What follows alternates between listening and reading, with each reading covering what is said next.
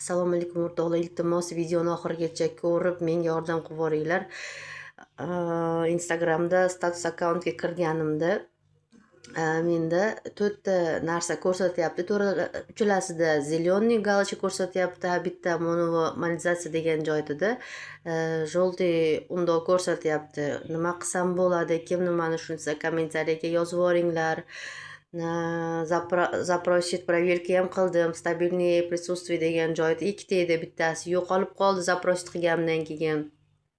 Rossiyada yashaganimcha uchun VPN bilan kiraman. O'shaning uchunmi deb o'yladim, lekin unaqa desam, Chinarada yashaydigan dugonam bor. U dugonam ham xuddi shunaqa qilib, Rossiyada sozdayt qilib VPN bilan kiradi, lekin ular aktivlari juda ham yaxshi, o'sish jarayoni yaxshi, lekin menda o'sha joyim желтый bo'lib qoldi. U dugonimda yo'q bunaqa желтыйsi. Tekshirganimda so'rab ko'rdim, senda ham shunaqa bo'lib qoldimi deb. Yo'q, uniki hamma to'ralasi ham shunaqa zеленый галочка bo'lib turibdi.